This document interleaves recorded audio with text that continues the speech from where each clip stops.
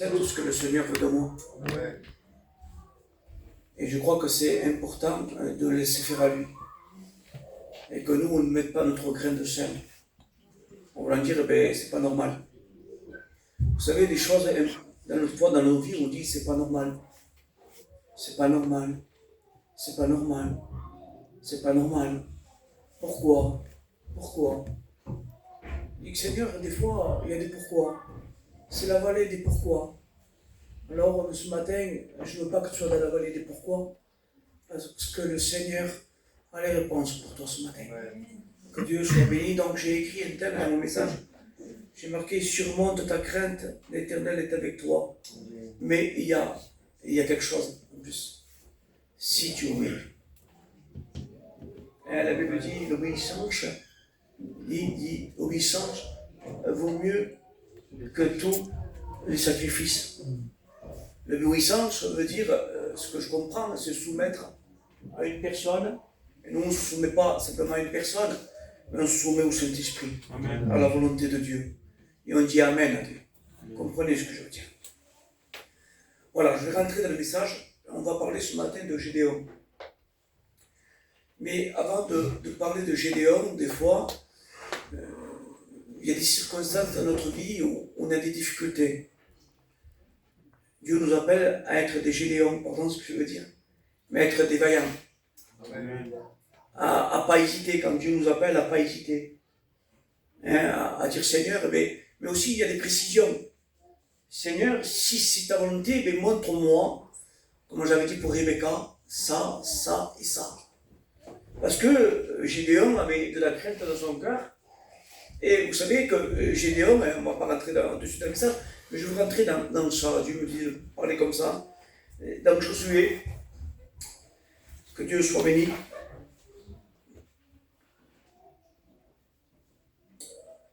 Elle me dit que dans Josué,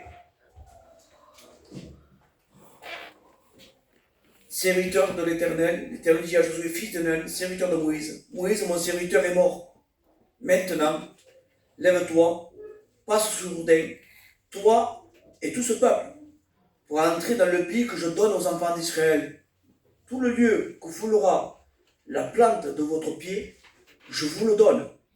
Comme je l'ai dit à Moïse, vous aurez pour territoire le désert et le Liban, jusqu'au le fleuve de l'Euphrate, tout le pays des Étiens, jusqu'à la grande mer vers le soleil couchant. Nul ne tiendra devant toi, tant que tu vivras. Je serai avec toi. Amen. Je serai avec toi. Je ne te délaisserai point. Je ne t'abandonnerai point. Fortifie-toi. Alléluia. Et prends courage. Amen. Car c'est toi qui mettras ce peuple en possession du pays que j'ai juré à leur père de leur donner. Fortifie-toi seulement et aie bon courage en agissant fidèlement. Amen. Selon toute la loi de Moïse, comme mon serviteur t'a prescrite. Ne t'en détourne point, ni à droite, ni à gauche, afin de réussir dans tout ce que tu entreprendras. Que ce livre de la loi ne s'éloigne point de ta bouche, mais dites-le jour et nuit, pour agir fidèlement selon ce qui est écrit, car c'est alors que tu auras du succès dans tes entreprises. C'est alors que tu réussiras. Ne t'ai-je pas donné cet ordre? Fortifie-toi et prends courage. Amen. Amen. Amen. Je crois qu'il dit avec ça, Amen. je vous promets que moi avec ça, ce matin, ça me suffirait. Tout est dit. Je ne te délaisserai point, mais médite la parole jour et nuit. Garde ma parole. Ne t'inquiète pas, je suis avec toi. Et ce matin, il est avec nous. Amen. Est-ce que vous croyez qu'il est avec nous ce matin? Est-ce que vous croyez que vous pouvez gagner les combats difficiles? Amen.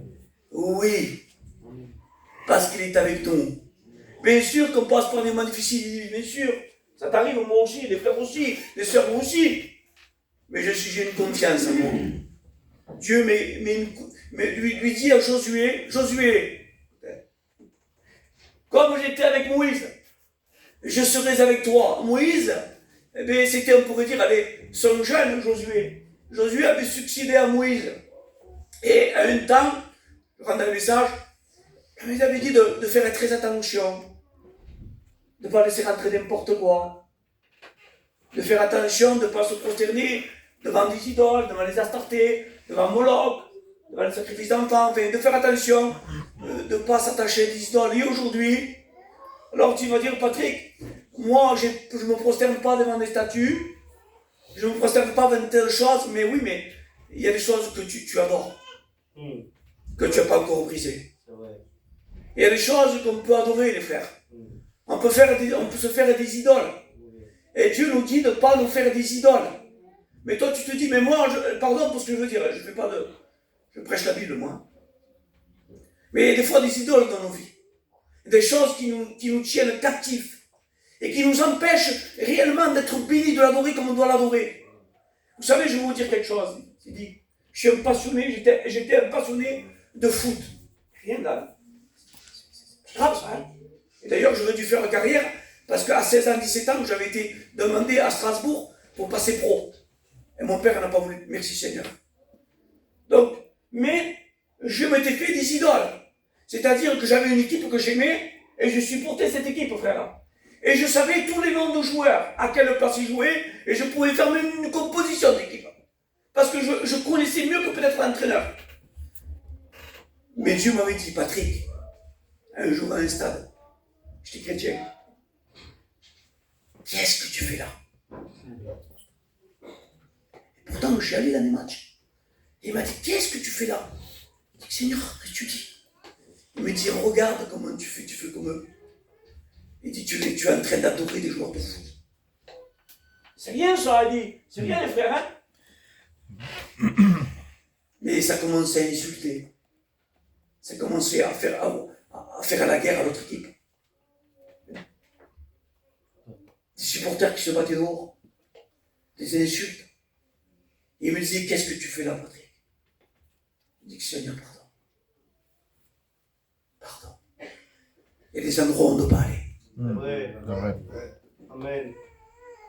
Qu'est-ce que je veux dire par là? Jésus a honoré le mariage, c'est pas ce que je veux dire. Je ne vais pas rentrer dans ça, vous avez compris ce que je veux dire. Faire attention quand on va dans des endroits. Des anniversaires et des mariages, ça peut être un piège. Puis aujourd'hui, il y a un téléphone. Et le téléphone rapporte tout. Même si vous avez, écoutez-moi bien, si vous avez trouvé un endroit où vous n'avez pas d'encher, vous avez compris ce que je veux dire. Mais la caméra se tournera toujours sur vous. Je voudrais vous dire que Dieu veut tout.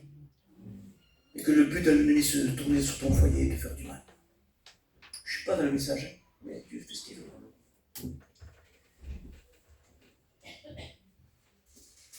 Pourquoi je dis ça? Dans Josué 24, verset 31, alors que Josué, il a fait de sa vie, il avait environ 110 ans, on l'avait enterré. Israël servit l'Éternel pendant toute la vie de Josué et pendant toute la vie des anciens qui survécurent à Josué, qui connaissaient tout ce que l'Éternel avait fait en faveur d'Israël. Mais à un moment donné, il dit que malgré qu'il servait l'Éternel, frère, il dit, mon frère Daniel, mais à un moment donné, vous savez, on pourrait dire, il y a une autre génération qui se lève. Et vous remarquez que cette génération d'aujourd'hui, c'est pas notre génération des anciens. Ça a changé. Hein. Vous avez remarqué que ça a changé. Hein. Il n'y a plus de respect de rien. Non. Écoutez-moi, moi. Et dit, si à mon père j'aurais fait. Mon Dieu, c'est grâce. Même pas. Tu sais rien, toi, tu connais rien, même pas ça. Même pas, j'aurais osé dire ça.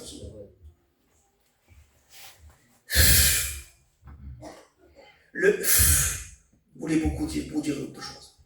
Mon père se levait, il n'avait pas me dire, viens ici, il voulait, il avait raison. Aujourd'hui, on n'a plus de respect pour rien. Je le dis, les frères, je le dis. Avec vous, hein, attention, on le dit ensemble. Hein. On donne des portables. Dans ces portables, il y a des choses affreuses. Je ne donnerai pas les détails. Les enfants peuvent y tomber dessus. Vous croyez que les enfants ne tombent pas dessus, des fois? Ils ne vous diront rien. Ils sont tombés dessus. Vous laissez rentrer de péché dans vos maisons. Vous donnez accès au diable. Vous ouvrez une fenêtre à l'ennemi. Vous ne croyez pas que vos enfants vont dire ce qu'ils ont vu, non? Parce que si vous le sauriez, vous briserez le portable. Mais avant de le briser, prends-lui.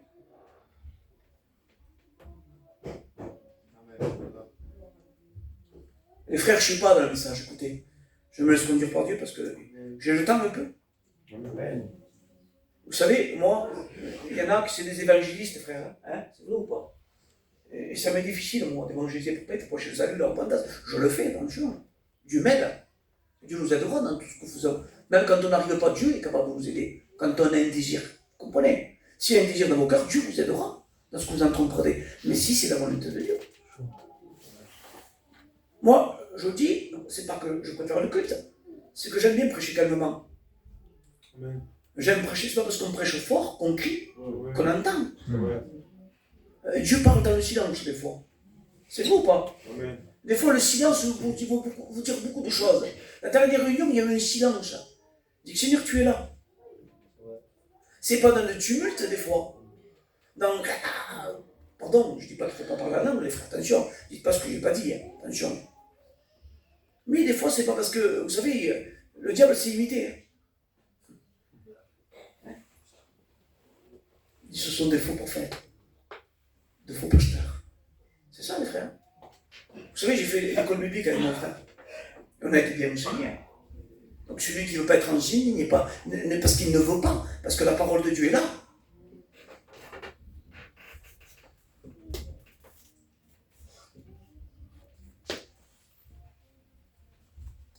Il y a un oppresseur qui est là.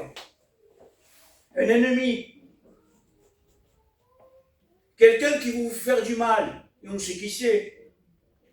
Je ne dirai pas le nom ce matin. Parce que je ne veux pas le citer. Parce que mon Dieu est au-dessus de tout. Amen. Amen.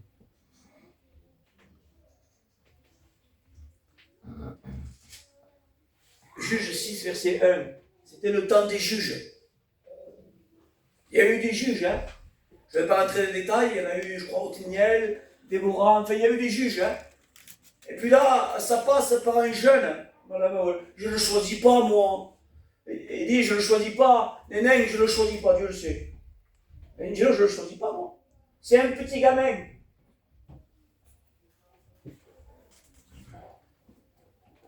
Je ne le choisis pas.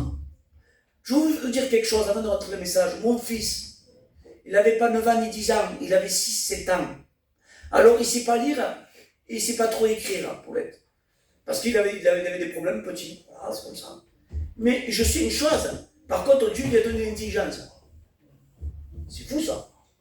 Quand vous le mettez dans un terrain, il sait faire des choses incroyables. Il m'a fait des croix, écoutez, c'est inimaginable. Il avait tout petit, il avait peur que ça se fasse mal. Il faisait que des croix. De partout, il me faisait des croix. Je dis, mais mon fils, il me fait des croix partout. Et Dieu me disait, bénis Dieu qui te fait des croix. Amen. Mais moi, je ne veux pas être une idole dans la... Pardon, ce que je veux dire. Les croix, c'est bien. Mais mon fils, un jour, eh bien, je casse le camion, frère. Comment dire ça, le marchepied, vous savez qu'il y a derrière comme ça. Il était complètement en bas parce que j'avais tamponné. Donc il était tout en bas, ça touchait par terre. Et moi, je prenais une barre de fer avec ma force. Et des fois, on fait les choses par nous-mêmes. Et avec ma force, les frères, je prenais et je voulais le monter. Et mon fils me dit quelque chose, il ne me dit pas, laisse-moi faire. Et moi je rigole, il me dit qu'il ne va pas y arriver. Il prend, il me dit, il va prendre la barre, il ne prend pas la barre. Il va me prendre un palan. Je vais remonter où? Il me met 3 comme autre morceau de bois. Il était petit. Et je le vois faire, et il me dit, et le truc qui monte.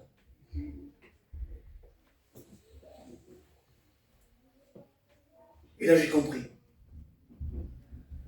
C'est pas avec notre force et notre intelligence qu'on pourra abattre certaines choses, mais avec le moyen de l'esprit.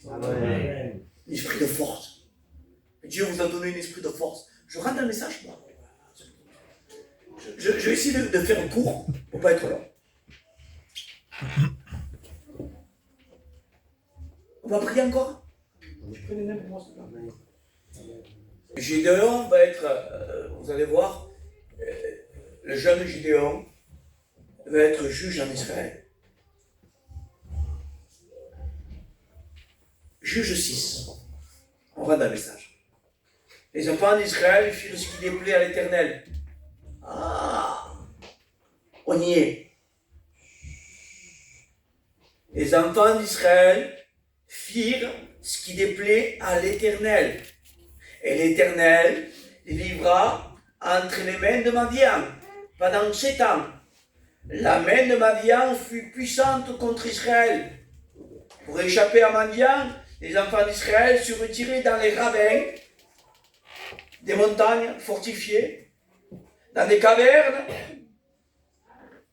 C'était pas rien quand même. Ils se cachaient.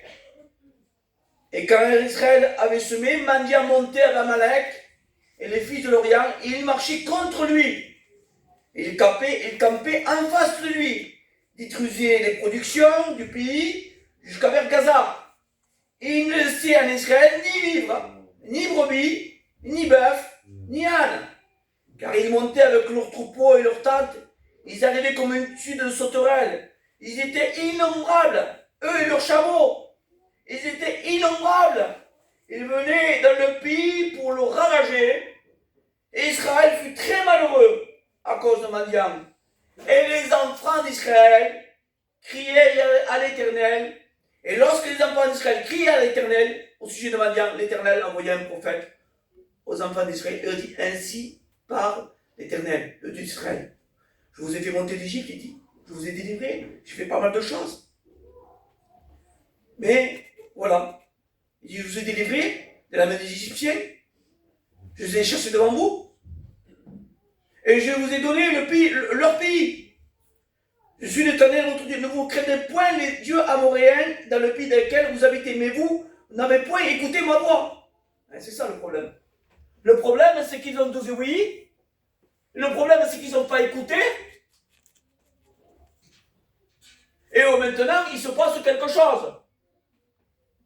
C'est que le peuple d'Israël est obligé de se cacher.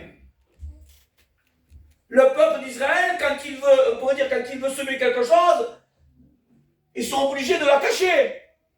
Parce que le peuple en face de lui veut tout prendre. Il veut ta ruine. Et le but de l'ennemi, c'est ta ruine. Il veut t'empêcher d'être béni. Et il veut tout te prendre. Et Seigneur,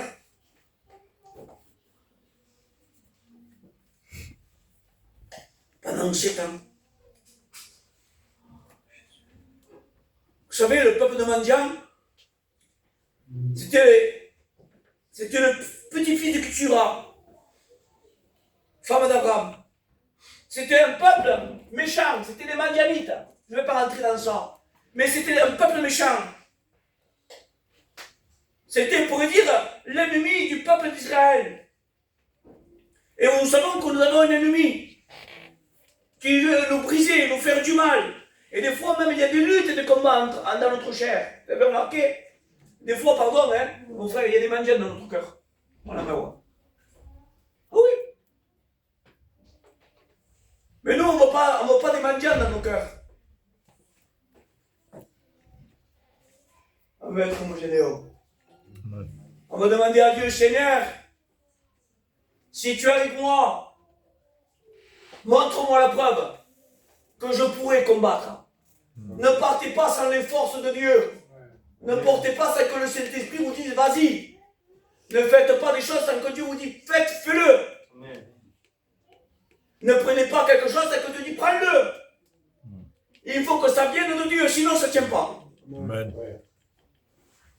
Je suis parti d'Agde parce que Dieu m'a dit de partir et de venir ici.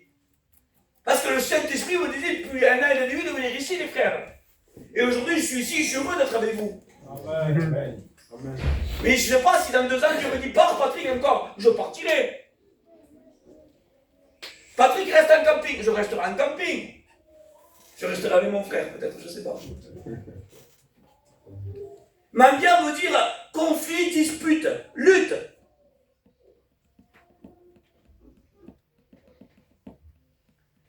Ils vont servir les Molochs et les Astartés, le sacrifice d'enfants.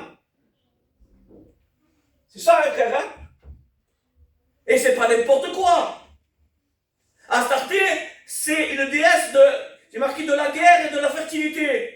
Mais aussi, il est écrit dans Jérémie 7,18, c'est la reine du ciel et l'incarnation d'un démon féminin connu sous le nom d'Istar, appelé aussi Astarté. Voilà. C'est écrit, hein. Donc, il faut faire attention à ce qu'on peut faire entrer dans nos vies. Mais Patrick, je suis pas un démon, moi. Non, j'ai pas dit ça. Mais des fois, il peut rentrer une puissance ténébreuse dans nos vies. Faire attention de ne pas laisser rentrer n'importe quoi. C'est important, Angelo, de ne pas laisser rentrer n'importe quoi. Je lui dis Dieu pour mes frères, Dieu le sait.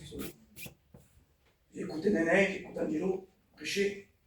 Je vous promets que je resterai assis, je les écouterai moi. Parce qu'ils me font du bien. Non pas qu'ils me font du bien, eux, pardon pour ce que je dis, mais ce qui vit en eux, ce qui ressort d'eux. La parole de Dieu. Amen. Amen. Alors, pour échapper à Madian, ils vont se retirer dans les ravins.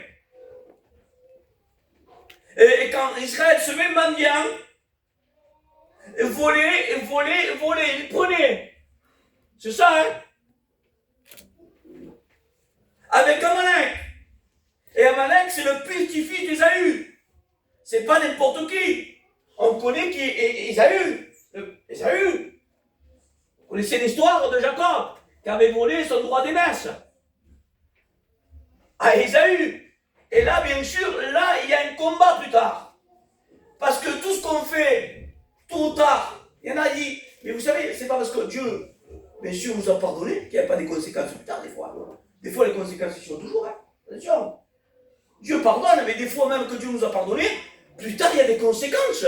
Si on s'est disputé avec quelqu'un, même si on veut faire la paix avec lui, et qu'il ne veut pas, on ne peut rien faire. Il y a des foyers qui ont été détruits, même si on demandé pardon à Dieu. Il y a eu des conséquences, oui ou non? Quand on touche au péché, qu'on laisse rentrer quelque chose, il y a des conséquences. Amen.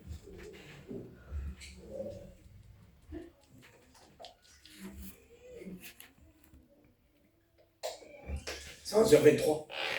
Quelqu'un le fera en 2 fois, hein, je sais pas. Hein? Je sais pas.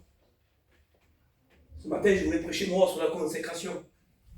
Je me disais, consacre-toi à la parole, c'est bien plus important. J'ai été repris de suite.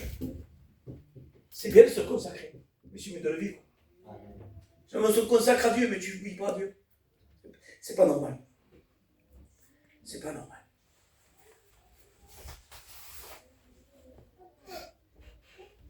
Il marchait contre lui, détruisait les récoltes depuis il ne sait en Israël ni vivre ni brebis, rien du tout, il ne laisse rien. Vous avez remarqué quand il vient dans une maison, il prend tout. Hein, mon frère?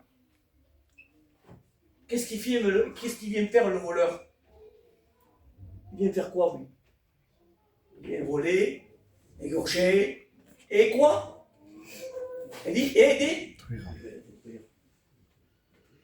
Est-ce qu'il apporte quelque chose de bon? Mais rien. Il détruit.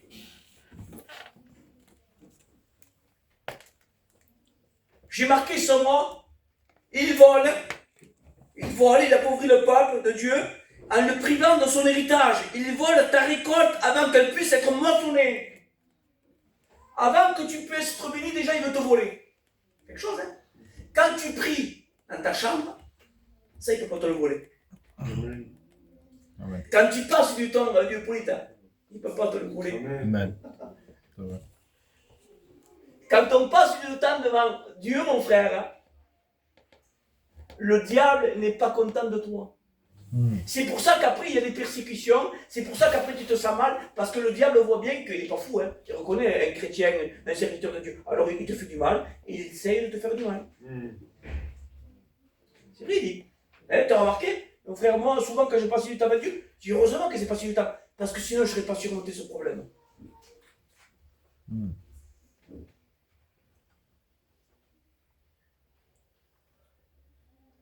Ils venaient pour ravager. Comme une multitude de sauterelles. Ils étaient innombrables. Ils étaient comme le sable de la mer. Pas n'importe quoi. Ils ravageaient, c'est-à-dire qu'ils détruisaient, ils ruinaient, ils causaient du trouble. Et des fois, ils te causent du trouble dans ta tête. Ça ne va pas dans ton cœur des fois. Ils te causent du trouble. Mais pourquoi tous ces problèmes? Parce qu'ils ont désobéi.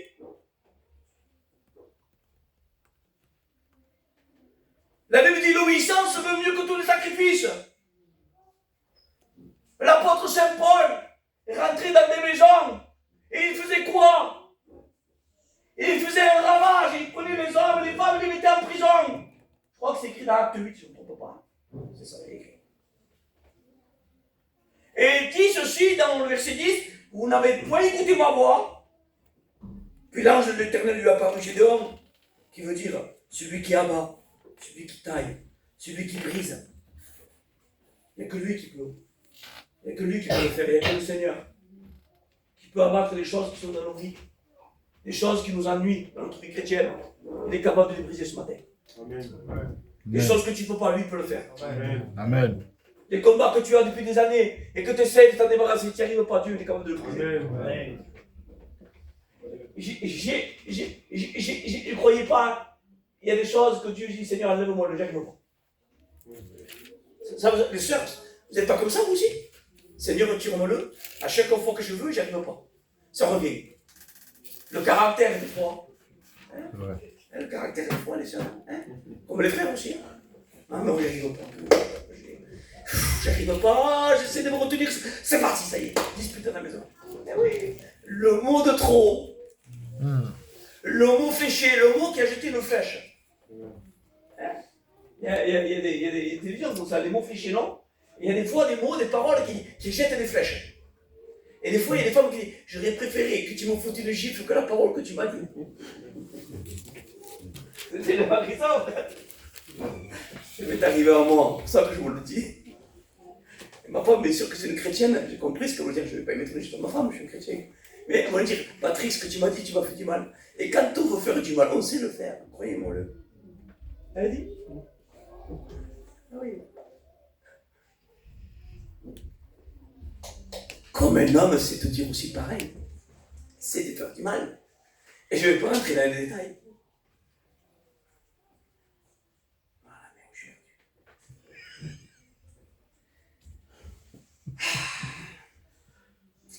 Mais voilà. Puis l'ange de l'Éternel s'assit sur le térébinthe d'Ophra, qui appartenait à Joas, de la famille de Biézer. Et l'Éternel lui dit, l'ange de l'Éternel lui apparut, lui dit, l'Éternel est avec toi, vaillant héros. Gédéon lui dit, ah mon Seigneur, si l'Éternel nous, pourquoi ces choses nous sont-elles arrivées? Et où sont tous les prodiges de nos pères nous racontent, car il dit, l'Éternel ne nous a-t-il pas fait monter hors d'Égypte? Maintenant, l'Éternel nous a abandonnés et nous a livrés entre les mains des mendiants. L'Éternel se tourna vers lui et dit, va avec cette force que tu as et délivre Israël de la main des mendiants. N'est-ce pas moi qui t'envoie? Et donc il dit, ah mon Seigneur, à quoi délivrerai-je Israël? Voici ma famille la plus pauvre à Manassé, et je suis le plus pauvre à Manassé, et je suis le plus petit de ma maison, de mon père. L'Éternel dit, mais je serai avec toi, et tu vas travailler comme un seul homme. Et Gédéon lui dit, si tu trouves grâce à tes yeux, donne-moi un signe pour montrer que c'est toi qui me parles. Et parce que des fois, c'est nos raisons, Angelo. C'est nos pensées qui parlent des fois. Hein? Vous avez remarqué? Moi, un jour, ma pensée, je vois un terrain. Écoutez-moi, je vois un terrain. Je vois un terrain, quelle affaire? Quelle affaire? J'achète le terrain, c'est fait, ça y est, signé tout. Hein? Et là, catastrophe. Le père me dit, oui, l'électricité. Ah, merci Seigneur, tout ça. Mais voilà, elle me dit, ça n'est pas avec qui vous achetez le terrain. Fais attention, hein. Il me dit, il faut se brancher là. Oh, je dis, comment il faut se brancher là? Il faut se brancher. J'ai dit, mais attends, je ne comprends pas. Oui, mais c'est bon, j'en connais un pas, il me mettra l'électricité, mais ça rien payé. C'est rien, les frères. Restez là. Ça rien payé. Et moi, je comprends. C'est bien. J'ai fait une erreur. J'ai payé 28 000 euros. Oui. Comment je vais faire? Et j'ai pris Dieu. Je dis, Seigneur, pardon. J'ai fait une erreur. Fais ce que toi tu voudras. Si l'homme soit bienveillant avec moi, peut-être, Seigneur, au moins qu'il me rende une partie. Une partie au moins. Et le Seigneur a permis, malgré mon erreur, que cet homme, je puisse lui parler. Il m'a dit, t'inquiète pas, mon fils. Je te rends ton argent. Oui. Vous voyez qu'on peut faire des erreurs. On peut faire des erreurs. Alors, oui, on peut faire des erreurs. Mais voilà, lui, il se sent petit, il se sent jeune, il se sent pas capable. Sa famille est une petite famille. Mais Dieu lui dit, l'ange de l'Éternel, c'est Jésus, il lui dit, je serai avec toi. Et dans les circonstances, il est avec nous. Quand tu es à l'hôpital, que tu es malade, tu dis Seigneur, tu dis je passe par la maladie, il dit je suis avec toi. Amen. Quand tu passes des moments difficiles, il dit je suis avec toi. Amen. Et il ne se sent pas capable, donc il veut Seigneur, à quoi reconnaîtrai-je? Donc c'est important quand même ça.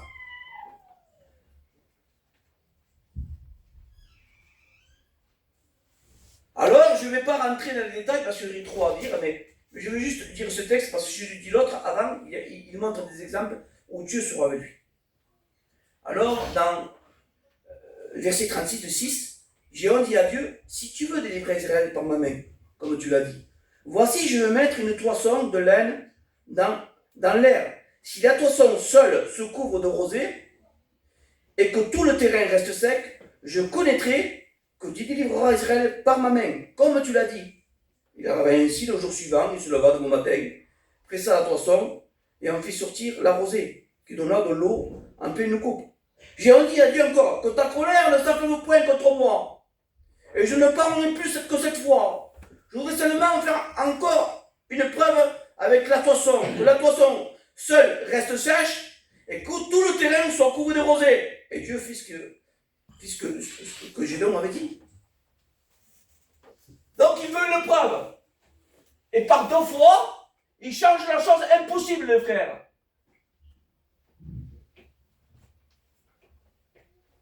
Mais Dieu lui montre la preuve qu'il est avec lui. Et vous savez, la toison, c'est comme, on pourrait dire, de la laine, de brebis, quoi que ce soit. C'était ça, comme idée. Et Dieu agit. Je voudrais vous dire que Dieu agit avec vous ce matin. Amen. Est-ce que vous croyez que Dieu peut agir avec vous? Amen. Pourquoi il fait ça? Parce qu'il a besoin d'encourager son serviteur. À me dire, je te montre la preuve. Ne doute pas, mais la foi. Je te montre la preuve que je suis avec toi. Et je voudrais vous dire de ne pas faiblir dans votre foi. Dieu est avec nous. Tu peux surmonter des difficultés, des problèmes. J'ai surmonté un problème que je ne peux même pas vous dire. Tellement que c'était grave. Mais Dieu m'a mis au-dessus. Amen.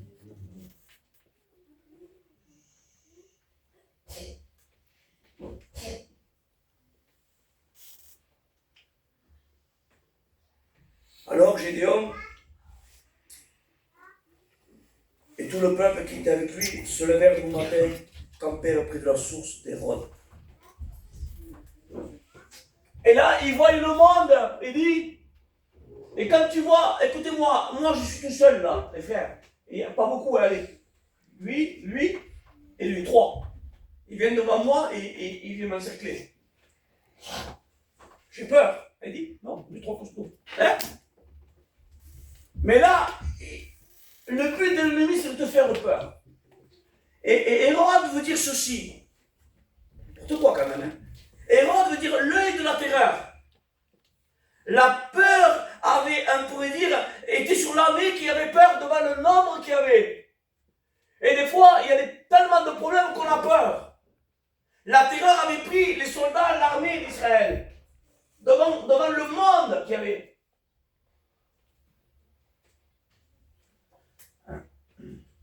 Mais tout finir. Et l'Éternel dit à Gideon, le peuple que tu as avec toi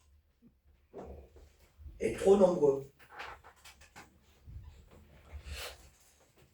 Et il y avait des personnes, il y avait 32 000 personnes, je crois, avec lui.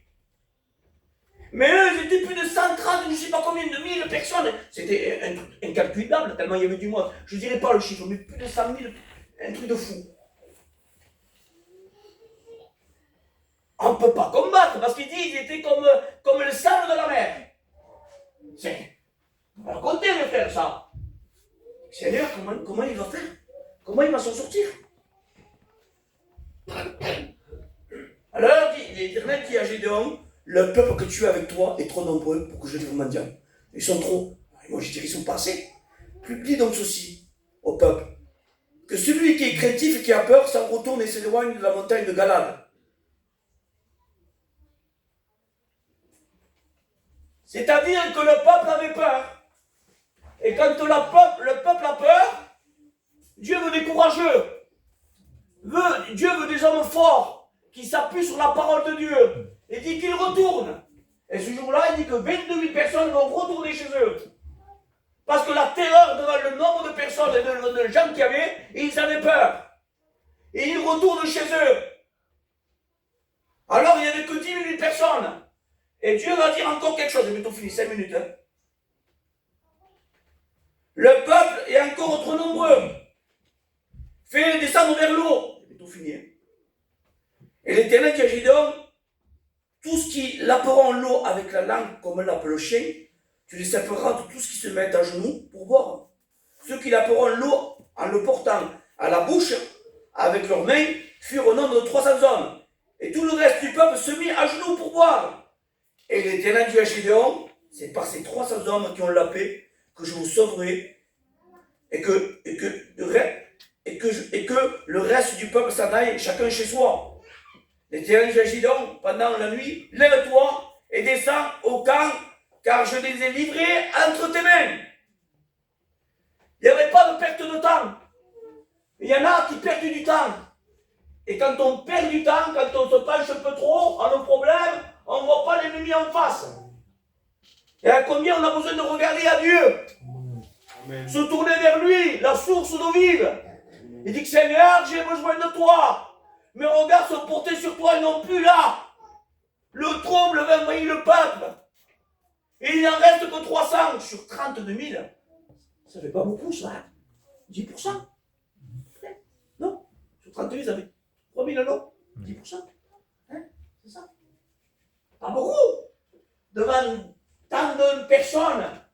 Mais si on est rempli de Dieu, il peut y avoir plein de personnes, plein de problèmes dans ta vie. Tu risques rien. Amen.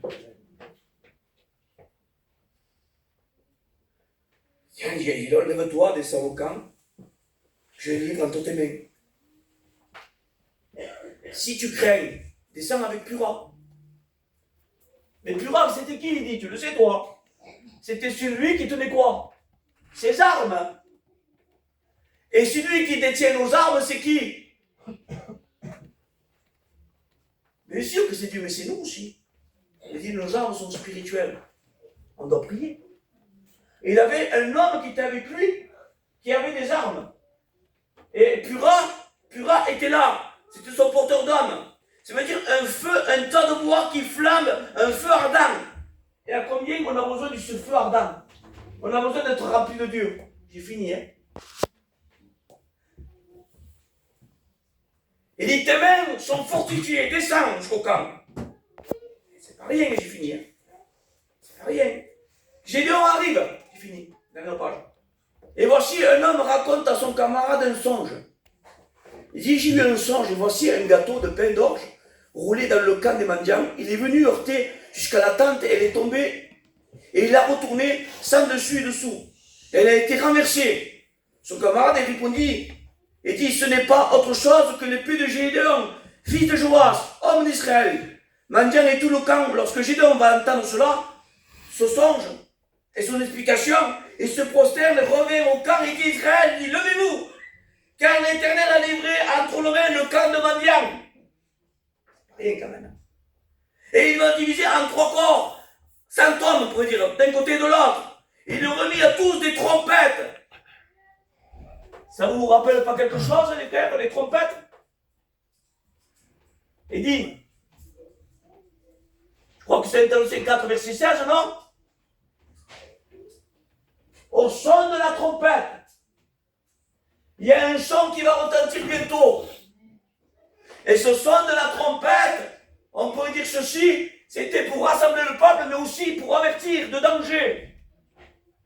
Et Dieu nous avertit que le danger est là, que le Seigneur revient. Et qu'on doit écouter la voix de l'Esprit. C'est important ce matin. Il leur remit à tous des trompettes, à tous, hein, des cruches vides avec des flambeaux dans les cruches. C'était je crois que ça s'appelle des chafards, non? C'était une corne de bélier avec un son rock et c'était pour rassembler, je dis le trou, c'est marqué, mais aussi pour annoncer, je l'ai écrit, vous voyez, un vase vide, en hébreu rek, vide, sans importance, genre de rien.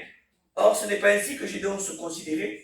Je suis le plus petit de la maison de mon père, mais qui va avec la force que tu as.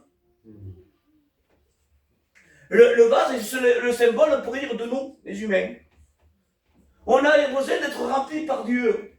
Amen. On a besoin d'être cette lumière qui éclaire. Amen. On ne pourra jamais abattre Madian si on n'est pas rempli.